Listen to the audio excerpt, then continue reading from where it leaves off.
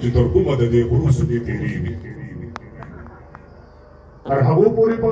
هسکې زموږ شملې وي چې تر کومه د دې غروسو کې تېرېږي ټیټ به نشي هغه سر په رڼو درو چې اوبه چا یو ځل څکلې د کوکچې وي د سپین غر سپینه لمنه به د هغه نه کړه د سپین غر سپینه لمنه به د هغه نه کړه چې خوړلې شودې د پختلې وي مجید استاذه د سپین غر سپینه لمنه به د هغه نه کړه چې خوړلې شودې د پختلې وي شمشاد جګې شملې او تور ملکیا کتو درته دښمن خولې خولې وي کتو درته دښمن خولې خولې وي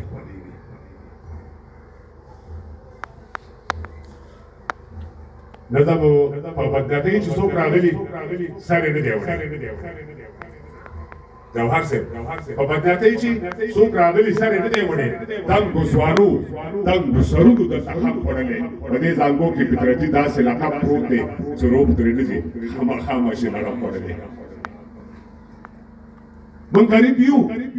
خو د چا برد کتو ته ټیټ نه ګورو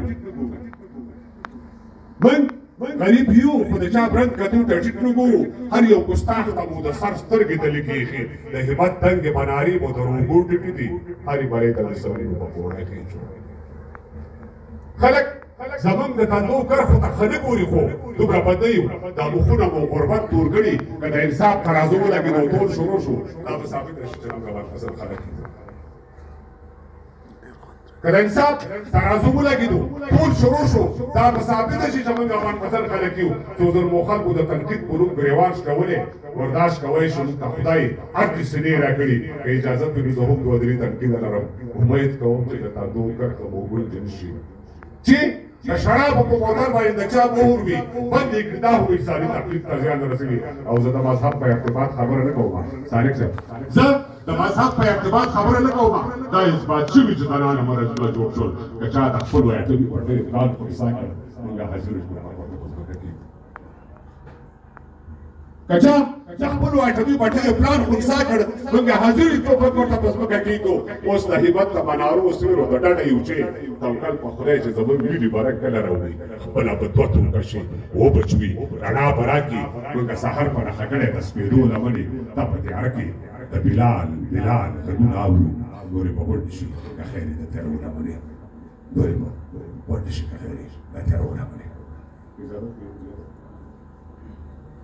بیا هم نظم ته راګرځو قدرمنو دوستانو زما مظلوم سنداني سر به وهل شوی وي خو زه دا منم خو ټیټېدلو ته مې پرې نه خورو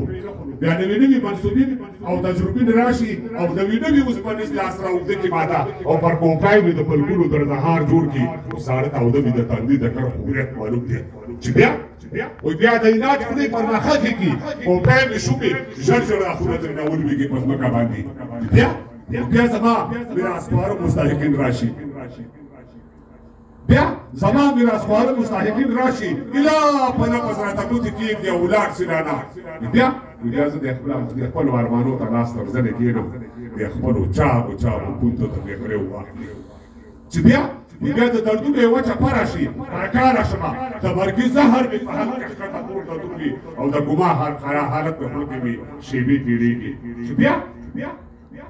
بیا د وطن یوه چونګۍ دمکړې خاورې باد شي راځي او په دردونو راته غلې څبلي او په زخمونو کې خولې ورکړي بیا ویدې شي بیا چې لږ ساعت پس یو تخنونکی اشان احساس محسوس کړم چې څوک تبول راکړي زخمونه مې خارښ شروع کړي خو چې مخ راواړو نو سر ته مې شپونتیا ولاړي یوه خوږه شانتي نغمه د ازادۍ غږوي او د شپېلۍ تر څنګ د امن سپین بیرغ رپېږي او د بیرغ سر ته یو ښکلی شان زربی پروت وي او دا بیرغ په یو اوږه داسې رپاند ښکاري لکه د چا وریښمینې زرکې چې بالو یوسي خو چې راوي شپه پخه وه خلک ټول وده وو وبالغ مې بلا اوښکې وې د سترګو تلې هلک مې لوند و او په ژبه مې یو خوند پروت و ما داسې خوند چېرې په ژوند کې محسوس کړی نه دی ما چېرې په ژوند کې محسوس کړی نه دی ډېره مننه